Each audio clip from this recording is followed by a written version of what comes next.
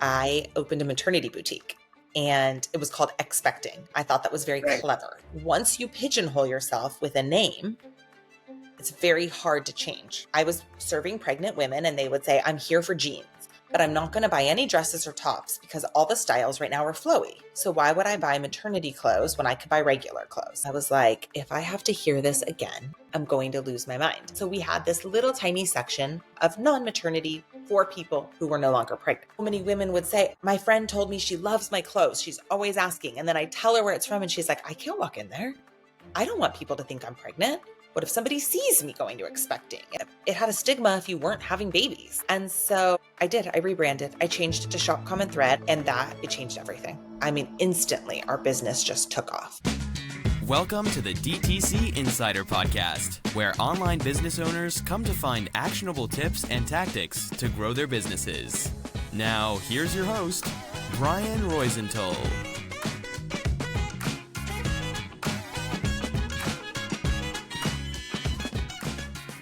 Hey, welcome to another episode. As always, I'm Brian Roisentul, your host, and today I'm super excited to chat with Stephani Clymer.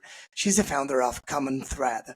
She spent nearly 2 decades, listen well, 2 decades in the retail industry, starting with her dream boutique for maternity clothing, Expecting. Over time, she navigated economic downturns, rebranded her business, and transformed it into what we now know as CommonThread. Along the way, she built a strong in-store culture, embraced e-commerce, and adapted to shifting consumer behaviors. In this episode, Stephani shares the highs, the lows, and her approach to building lasting customer relationships in retail. Hey, Stephani, thanks for being on the show. Brian, it's so great to be here. Thank you for having me. Yeah, it's my pleasure. So why don't we start since the beginning? What inspired you like 2 decades ago to start your boutique, and how did it evolve to what it is today? Yeah, gosh. It was my dream. It started in college with my first job that I loved. I guess I was blessed to always have to work through high school and beyond. And I started to work at this little boutique in college. And I just remember thinking the woman who owned it is so awesome and so lucky. It was like, this must be the dream job. And I don't even know, honestly, if it was for her, but that's just what I imagined. Like, how cool. This is yours and you get to wake up and do this and connect with people and choose fashions that help women feel amazing. It was all women then as well. And so it just kind of planted a seed. Like most people, I graduated college, I took a job, I liked it, then I didn't. Then I got into a career that I was like, where you're counting the minutes. I don't know if you've ever had one of those jobs before. I think most of us have, where it's like you're living for Friday, Yes. You're dreading Sunday. And I was young, but I knew I didn't want to do that for my life. And I always say I was young enough and dumb enough to not think like, what if a boutique doesn't work? What do you have, any business just starting this for? So I was 24. I wrote a business plan at night. I got an SBA loan. I decided I was going to open a boutique. Now, my planning time was 2005. That was really, an economic high. There was a ton of competition. There were a ton of great boutiques. I'm in Southern California. There's just no shortage of shopping here. And so it was like, what's going to make me stand out? I visited a pregnant friend and had this light bulb moment. And I said, I am going to open a really cute maternity boutique. Again, I'm 24. I'm single. It's like this was a business lane, not a personal need. And I applied for 2 business loans. The first called me in the morning and said yes. I realized just before that phone call, I had missed the no. By the time my voicemail came through, again, technology 2006, sometimes the voicemails wouldn't come through. That afternoon, I realized that the first phone call was a bank telling me no. The second phone call was a bank that said yes. They gave me the business loan. I didn't own a home. I had to ask my parents to co-sign because I didn't have collateral for the loan. Right. And I opened my first store. And sometimes figuring it out as we go and not really having an out is a great combination, because I had to figure it out and I didn't really see another way out. Nobody else was supporting me. Nobody else was paying my rent. I had to work 7 days a week. I had to be the buyer, the gal who mopped the floors when nobody was there. I had to pay the bills. I had to, we had a very very laughable e-com platform almost 20 years ago, but we uploaded product and I did all of the things, and that was really great. And that was the beginning. 20 years ago. Yeah. Shopify. Did Shopify even exist back then? No, I actually, as I'm telling you the story, I thought, I wish I could remember the platform that I used and even the images that you would get from the vendors. Everything was different because vendors weren't used to everybody going online. And honestly, when I started online, I didn't do that right in the beginning. I know that I didn't do that right in the beginning, but I did it early enough for it not to be amazing. And I wish I could go back and remember, I wish I took better notes. What was my purpose? Was I trying to get to my current? I don't remember. Right. It was Well, just even if you had an online store back in 25, you said? So I opened in 2006. I bet maybe I went 2000. online in 2010. I don't remember. I'm Yeah. sure my guess is it's something that I did. I opened in 2006. 2008 was a big economic downturn. Yeah. And when you're in business, you're always kind of looking and trying something new. And I'm sure I made the ignorant assumption that you just go online and then you get more sales, right? If I just put it up there, people from Michigan are going to order my stuff. I had so much to learn. And people talked more about SEO then. They weren't talking about ads and things like that. Right. So it was a different world. And my learning curve was steep. Yeah. Well, you started before me. I started in e-commerce in 2013. And back then, there wasn't even, if I'm not mistaken, Instagram didn't exist, or it wasn't definitely what it is today. It was Definitely Meta. not. But in terms of ads, Meta was very poor. It was the right hand column, right column ads, small ads with some weird image size. And Yep. that's it. Google probably was the strongest one in terms of ads. But even if you were selling online back in 2009 or 2010, you were ahead of most people, I would say, right? Because it wasn't a thing. But are you ahead if you don't know what you're doing? The difference, what I learned quickly is in a community, if you pick the right location, that's a huge thing. If you open your doors and connect and give great service to people who walk in, that's a huge thing. You can't just say www dot whatever, throw up some images and assume it's not you don't have the real estate that's kind of sets you apart. You don't have that service that sets you apart. So I honestly think I just had a website with some images in the beginning. It wasn't, e-com just wasn't a conversation then like it is now. It was barely the beginning, if I'm not mistaken, of the website, the web 2.0, right?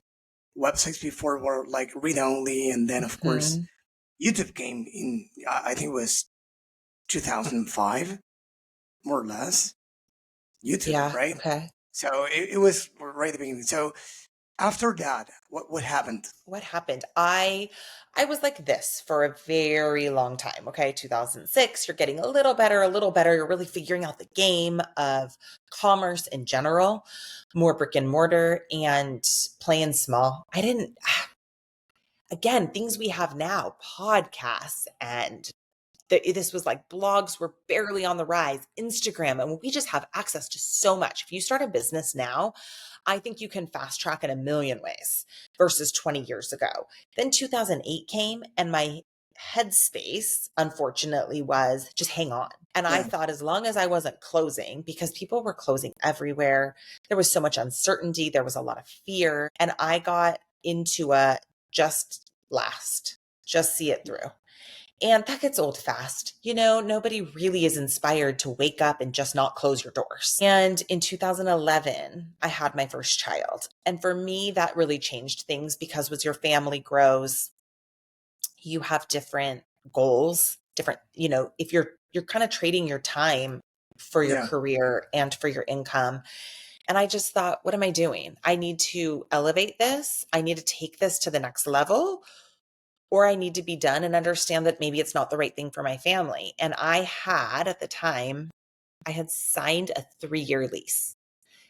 On top, so I had 5 years under my belt. I had signed another 3. I have this baby. I always would tell every person, do not make a choice in the first year of your baby's life. And so by the grace of God, I still had 2 more years on my lease. And had I not, I probably would have said, this is a good time to say it's not for me. Find something else to do, find something easier, find something that you aren't there 7 days a week that doesn't have the pressure. But I had 2 years. And so I said, I'm going all in and I'm making some changes or I'm walking away and whatever happens, happens. I was just ready for something different. And I looked around and there was boutiques closing everywhere. A lot of the mindset that I had, scarcity, fear. And there was one boutique that had just doubled in size. Their neighbors went out of business. They knocked down the wall, they took over that lease and they doubled in size. And so I went and talked to them. They were nice. They were willing to talk to me. And I said, what did you do? And they were the first person who introduced me to a planner. So here I was, 24, 25, starting this business. Everything I knew about the numbers was something you could find online or I taught myself. And it was my first introduction to a planner, which essentially takes softwares. You know this, but I'm just saying for your listeners, right? Who maybe do or don't know about this, takes the software that a lot of the big retailers use and analyzes your numbers and helps you figure out your turns. You know, how fast are you selling your tops, your jackets, your jeans, what's sitting, what's old, what your margins are. And that was like my first step. That was my first step into taking action that led to sales increasing. And that became an addictive game for me. I love the game. Like, what can I do to influence the outcome versus sitting back and saying, and I think that's so important. I have to say it to myself now, right? Because we've been on an economic high, we've been on an economic low. That's life. That's the cycle. So it's like, how do I take action? What can I do? What can we do as a company versus sitting and waiting? Yeah, there's a book. I think it's one of these two. I think it's the first one called The Four Disciplines of Execution for DX. And the other one is Traction by Gino Wickman, I believe. That one is, I think it's well known. But the first one introduces, I think it's the first one that introduces the concept of lag versus lead measures. And that's exactly what you're doing, and why you are succeeding, because you focus on lead measures. It's like when you are, on a diet and you get on the scale is the lag measure. There's nothing you can do when you're on the scale. You're on the scale, it will report past things, right? Or the current state of your past decisions, let's say. Lead measures is your eating behaviors, workout, routine. So everything you can do to improve when you get to the scale.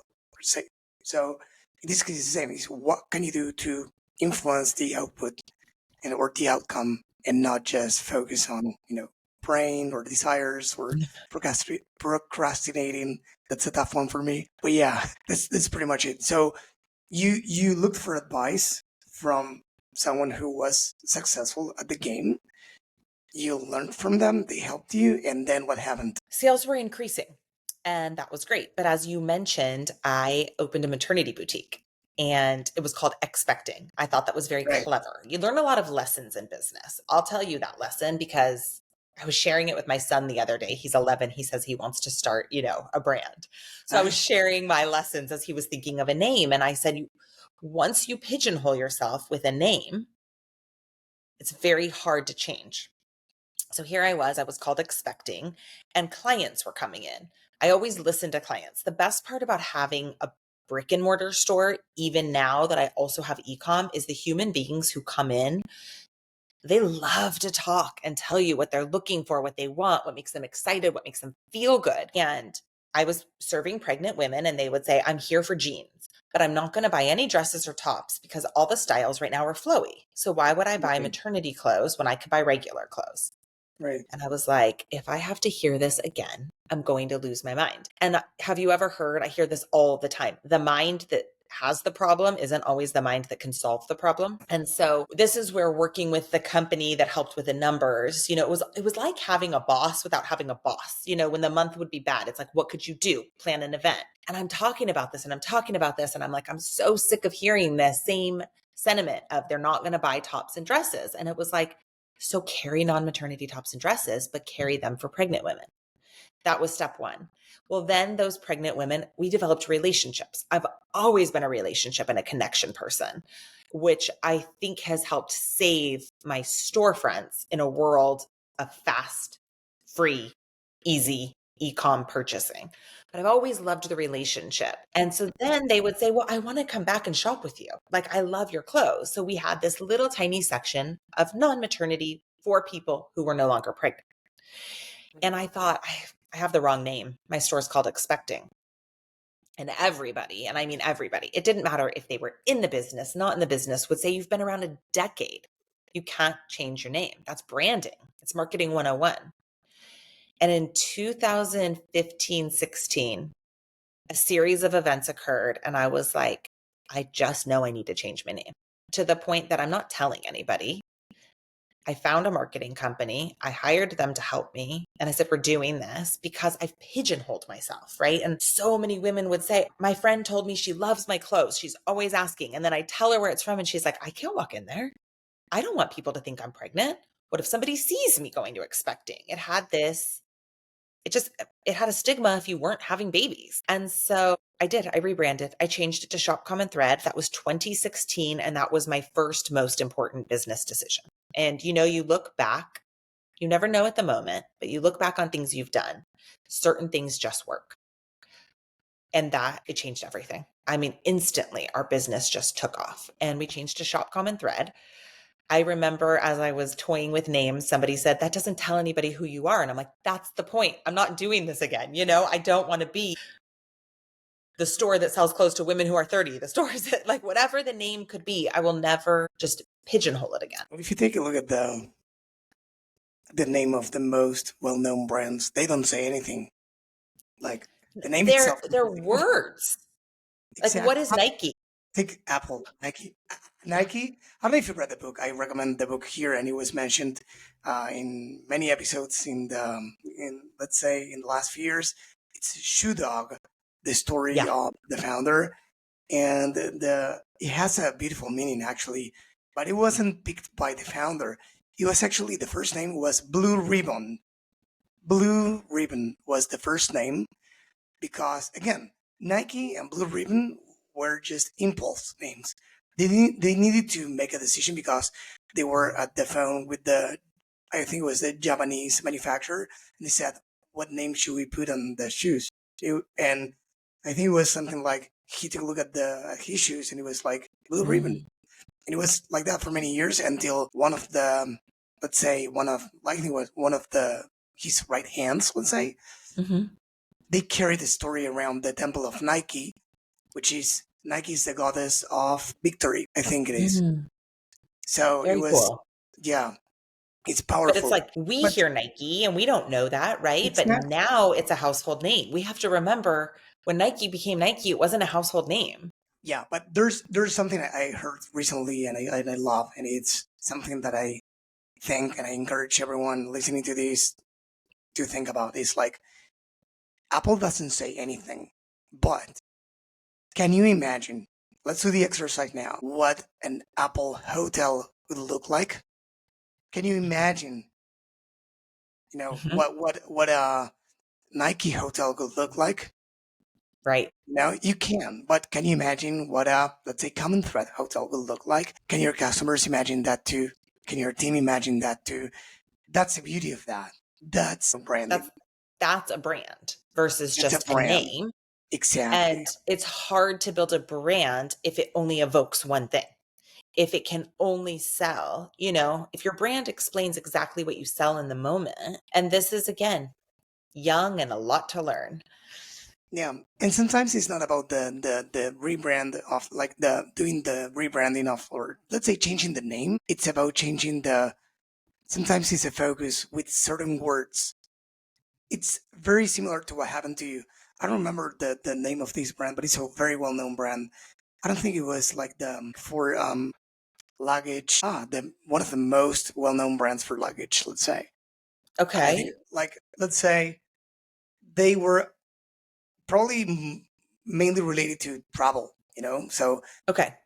And they wanted to sell things that weren't related to, travel, right? So they said something like, we sell things to go, or to something like that, like to move around. It's like, it could be in the city, it could be, because they started selling some, bags for men and for women, but so they changed that because nobody wanted to buy something, because it was like, I'm not going to travel soon, so I'm not going to buy, so I'm not expecting, but in this case, they reframed that around that.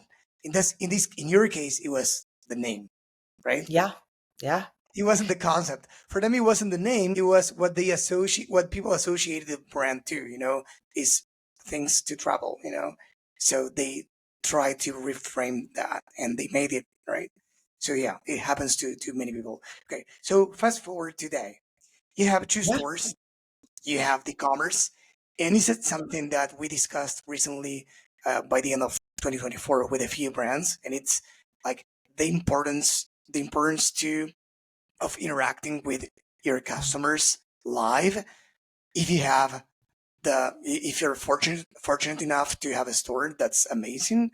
If you don't, some people I interviewed even went to Central Park or some other locations with a sign, ask us about our bags or products or some, How'd that go? I love that. yeah, well, the power of the non-scalable efforts these days, as you said at the beginning of the episode, is that they can actually scale because they can actually go viral. But even if they don't go viral, because who cares anyways? It's like you can share those things Mhm. online and Yeah. reach way more people, like millions of people, literally. But that would be, let's say, going viral. But let's say thousands of people even that were not present in that moment. So they actually uploaded this to Instagram, ads, and everywhere, right? So interacting with your customers, it went great, by the way, but it's something that gives you the what we all call in the online world to think we are fancy is like the zero party data. It is the data that people give us, brands, about them. Are you buying for yourself or somebody else? What do you like?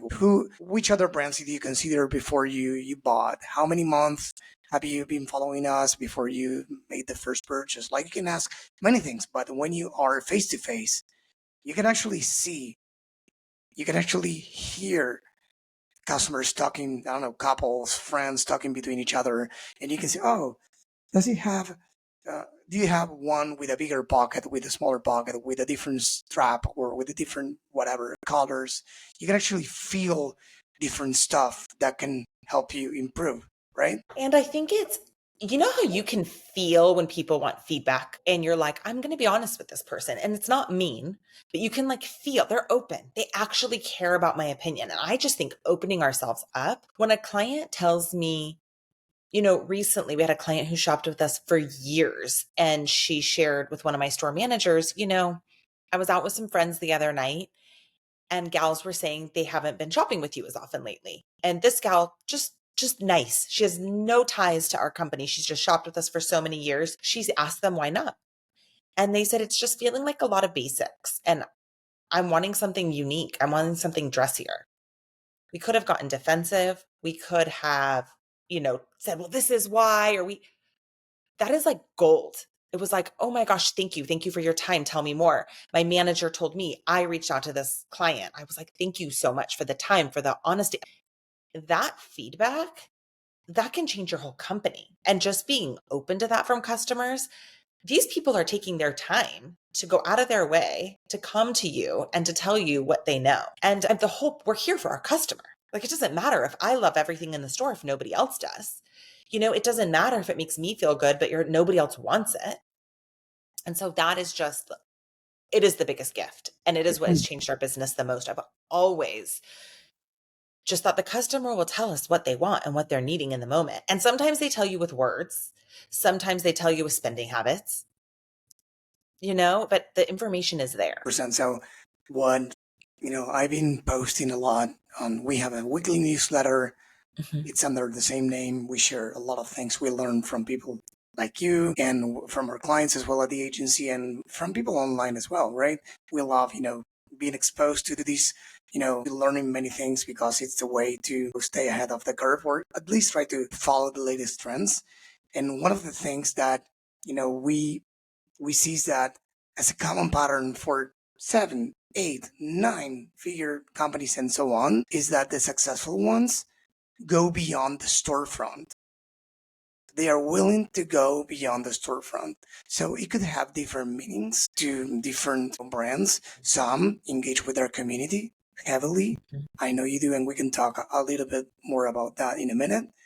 Some of them, they host events. Some of them do, 1,000 things. Like I review here BattleBox. I don't know if you know BattleBox. It's a surviving company. Like they sell surviving gear. It's a subscription box. They have their own TV show on Netflix. They are crazy. They have like 1 million subscribers on YouTube and millions of followers as well across social media. And one of the things they recently did is the battle games instead of BattleBox battle games, and they did like a it's a reality show, right? So they go above and beyond for their customers on the day-to-day Yeah. basis, but they also go beyond the storefront. They don't hide behind the website and say, we have products, here's the product, we do an ad, and that's it. No, they get involved. Another Yeah. one is Born Primitive. It's from California as well, and I think LA, 9-figure brand. They sell apparel, but it's a former Navy SEAL, and basically it's tied to the veterans, and so they do some actions for veteran days. They supported gyms when they were closing due to COVID back in the day. So they do amazing stuff.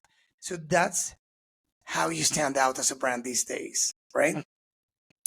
Yeah, I mean, I feel like it's because it's a relationship. It's not a take. It's not transactional. If you really love what you do and care how the consumer feels, they become, sometimes they become friends. It's like this. We're not just taking, we're not just trading you a sweater for $1. It's a relationship. And when these people come to you, whether online or in store, they also have passions. They also have charities. They also have children. They also have husbands. They also have dogs, whatever it is, right? And they care deeply about what they love. And when you can find that common ground and connect and support, it's like they've let you in to this awesome piece of their life. We happen to serve a lot of moms just because of our styles and our values and the way we present ourselves and what we do. We work with a lot of women who happen to have children in school. There is nothing that a woman shopping in my store knows about, cares about, loves more than her children, their success, their school, that,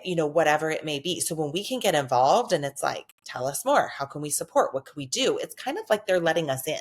It's an opportunity for us to develop a relationship. And I think that I actually just think it's something you are supposed to do, like almost an expectation when you enter a community that you become part of that community, that you're not just a space there to take, but you actually have a purpose in that community to connect and give back and to form relationships. It's like having a neighbor. It's like buying a home. You could be there with your garage closed as fast as possible, or you can do what we're actually supposed to do and create relationship and serve one another and elevate one another. And so I really challenge myself from an e-com standpoint. I love hearing new ideas, and it's something I study because it's actually harder online to me versus to do in person and in community. So online, we really had to utilize social media and find ways to engage and converse. And how do we have more than, again, just a transaction? Because that's where you lose. It's where you lose the passion. When you say, I've been doing this for 2 decades, if it was all about transaction, I would have been out. And how do you do that online? Because, as you said, in Yeah. store, it's, I don't know if easy, but easier, than online. Yeah, because people are coming to you, right? And they want to chat, but you're online, and think of online. We're so busy and we're scrolling and we're inundated, and it's like, there's ads that we don't even know are ads, and there's podcasts popping up, and it's like this, and we want to know about all of it, right? Our feed is filled with what we want to know about. I'm old. I owned this store when young girls worked for me and said, you got to get on Instagram. Okay. That's how old I am in this game. It wasn't even a thing. And I think you mentioned it too. And so I was like, okay, Facebook was the thing. And we all just posted pictures of our dogs, our kids, what we were eating, kind of. The food pictures weren't as big then. But we went on Instagram because free marketing also came along while I was already in business. When I started, I had to run an ad in newspapers, which is a very expensive, risky move. Right. And talk about no way to relate or engage. You just have a flat photo. and you better pick the right one, and you can't A/B test anything, and you're not getting feedback, right? So the world has changed for the better in a lot of ways. And I think that one of the best things I've learned, really, my mom is a great businesswoman, and it's like innovating, learning, being curious. So we got on Instagram, and it was not what it is today. And everybody would do flat lays. I don't know if you remember that, but a flat lay was like you would lay out your sweater, your jeans, your accessory, and you would take a picture from above and you would post it. Well, one day a client messaged and said, I wish I could see this on. And my store manager said to me, could you put that outfit on? I'm going to send her a picture. And that was how try-ons were born for us. Try-ons weren't a big thing. Other boutiques weren't doing try-ons. This manager is still with me. She's just got one of those brains that like always sees, you know, the next step and the next great idea. And she was like, what if you put that in stories? Like, what if you started to try it on and show people what it fits like? Tell people about the sizing.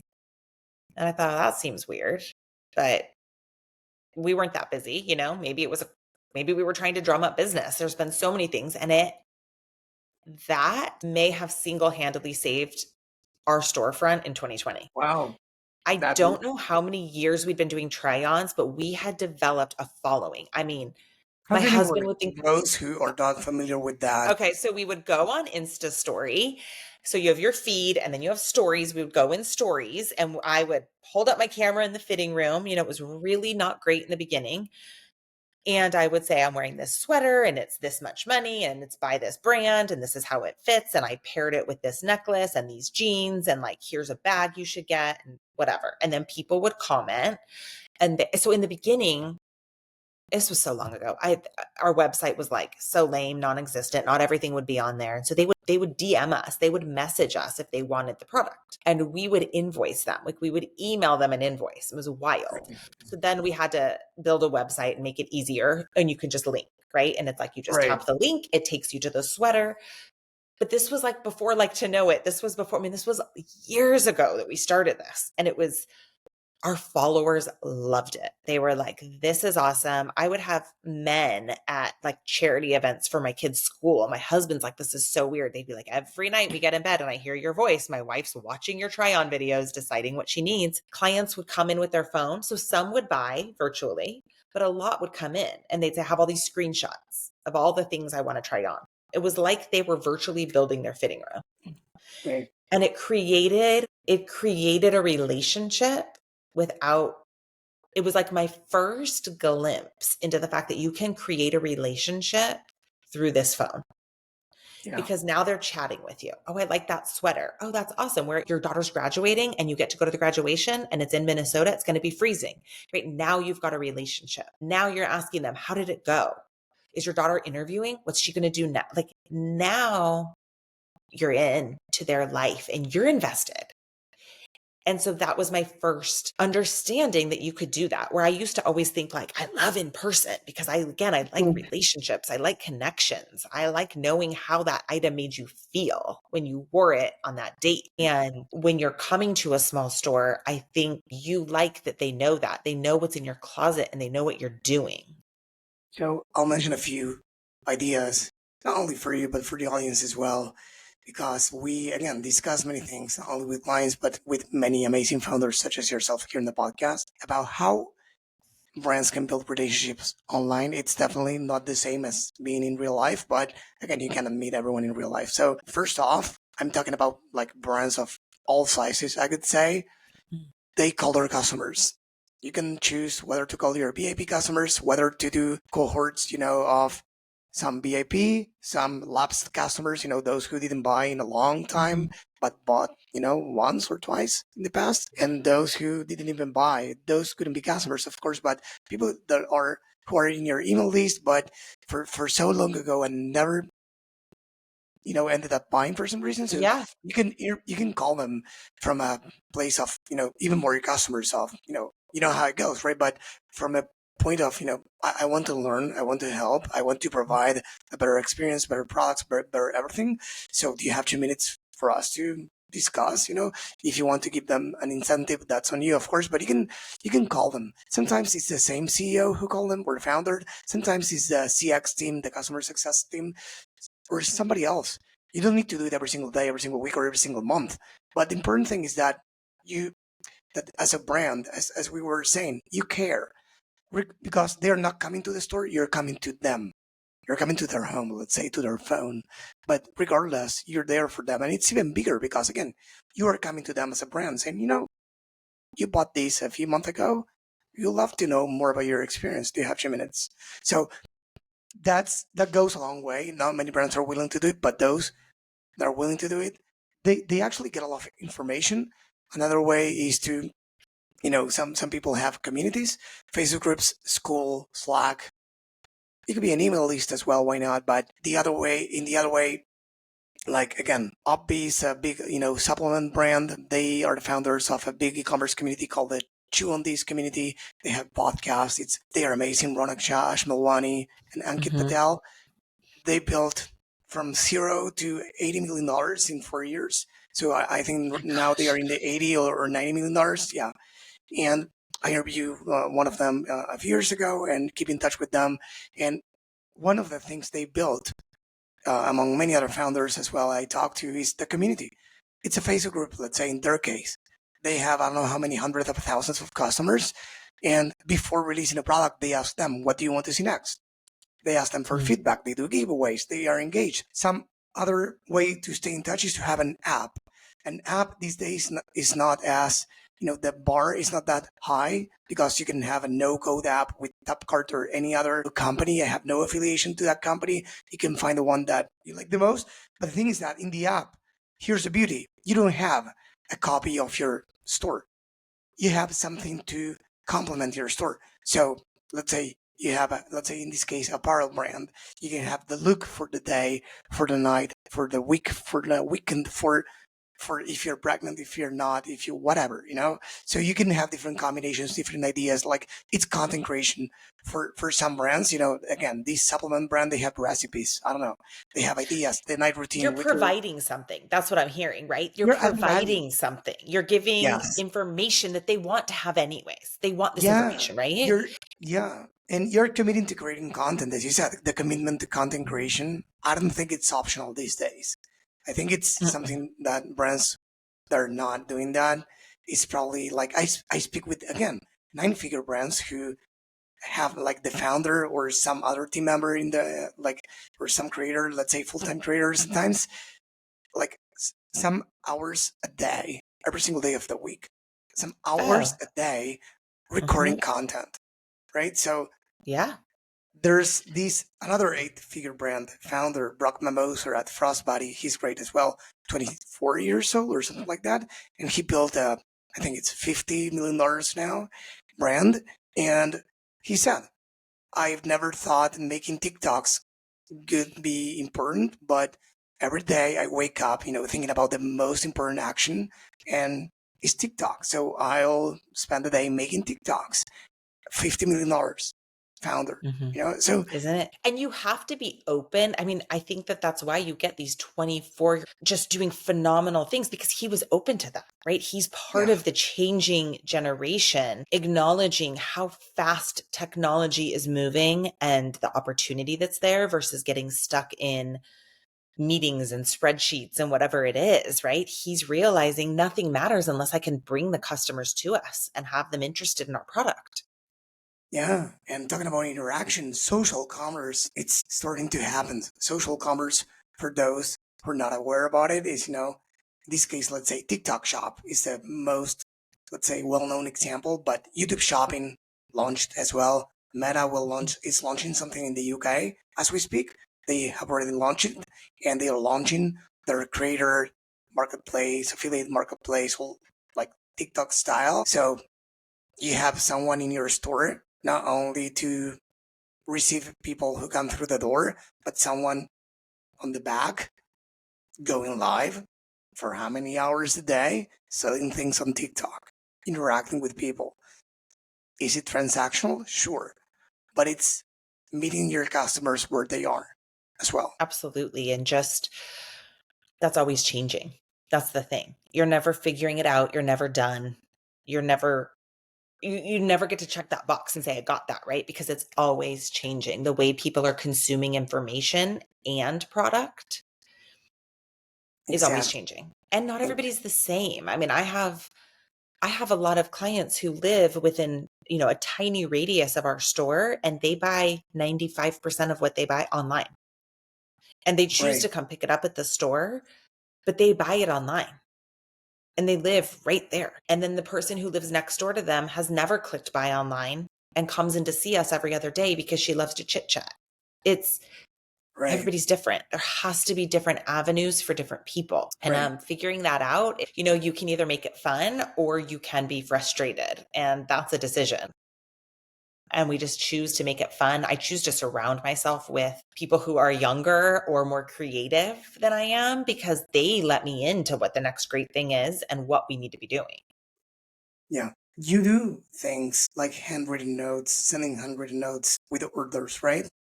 Yeah, that's the old school in me. That's the connection. That's the way I see it is. So we do run ads. We run ads on Google and we run ads, on Facebook, Instagram.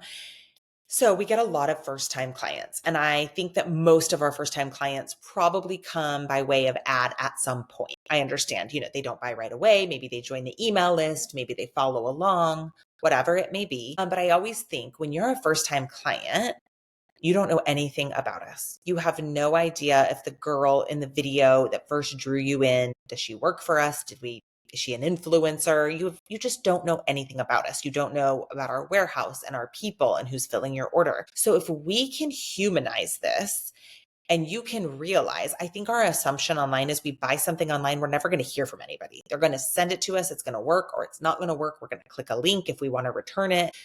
Everything's so transactional that we're not even thinking about the person behind. And I want them to know there's a person. There's a person who cares about how it arrives at their doorstep, if they like it, if they need help. So we always put a note, just a little cheer. Like you open up that package, you can get a basic clear envelope or brown box from Amazon and have honestly whatever you want delivered tomorrow. So why are you going somewhere else? They have to be providing something different, some sort of value. So we always leave a note. It just feels good. Even if you've been shopping with us 100 times, it's fun. You're like, when I get my package from them, it's in a pretty envelope or box. It has a positive message. The tissue paper says, find your joy. Like, we just want people to feel good. There's a little handwritten note. And if it's a first time client, the gals who do our shipping, they'll send a little video, because again, I want them to be like, I am a human, Kim, she'll make a video. Thank you for shopping with us. I'm here when you get your package. If anything isn't right, let me know. Is it the sizing? Is it the style? Was there a flaw? Did we forget something? Like, are you happy? Are you not happy? What happens more often than not is they're like, I love these jeans, but I need more tops to wear with them and I don't know how to style them. Right. What shoes do I wear? Right. Now, that's so fun. Now, instead of just shipping a package, the gals in my warehouse are like, oh, she got these jeans. We just got these shoes. She might love them. That's amazing. It's humanizing the experience, because I don't know about you. When I buy online, I have no idea. I have no idea if a person cares. And we feel that they don't, just as a default, I think we default to they don't care. If I have an issue, I'm going to have to fight them on it. Like, we don't expect kindness and just compassion and a desire to help. So when we get that, it really stands out. Yeah. So, Stephani, I had, a blast. There were many, many golden nuggets for me and for the audience. I want to be respectful with your time. So before you go, I wanted to ask you one more thing. It's something that we always ask by the end of each interview. And it's, do you have a book that you can think of to share with the audience? Yes. So I'm going to share a book that's pretty personal to me, because many years ago, I hired a coach and she's helped with my mindset, my business, my outlook on everything. And over the years, we developed a close relationship, and I was excited when she decided to write a book. And she actually asked me to be one of the people who read it before it was published. And I was like, wow, this is everything I've paid you for. These are the lessons that have shaped my mindset and changed and so she wrote this book called The Non-Negotiable You. And it's really about showing up for yourself. And what's wild is all the years of working with her and all the progress. And we're having this conversation. And like 2 days ago, I met with her, because I just think when something's working, there's always another layer. There's always another push. There's always another level. And we were meeting and I was sharing some current struggles. And it was like I walked away with this message of go all in, go all in, go on the offense. You get scared sometimes, you start to go on the defense. And for me, that's part of showing up. It's like the non-negotiable you. It helps you really determine your values. It just boils down to who you are, who you want to be, how you want to show up, and is like this easy to read, easy to consume, play by play of getting you to the next level. So I love it. I love the woman behind the book. I love all of it. I love the name of the book, actually. So yeah, thank you for recommending it. So again, thank you for being on the podcast. And before you go, please tell the audience where they can go to learn more about you and your business. So the business is on Instagram. I always think is the easiest place because you can link to everything there. And that's Shop CommonThread OC. Great. That'll take you everywhere else you need to go. As always, everything she mentioned, the book, Instagram handle, and everything we discussed will be in the show notes. If you go to the DTCinsider.com and find the episode, you will find everything. Again, link to the book and the Instagram handle. And of course, I'll link the website as well, of course. Stephani, thanks again for being on the podcast. It was a pleasure to have you on. Thanks, Brian. Have an awesome day. This episode was brought to you by BSR Digital. We help DTC brands grow through paid ads and email marketing campaigns. If you'd like us to help your business grow, head on over to bsrdigital.com and schedule a call with us.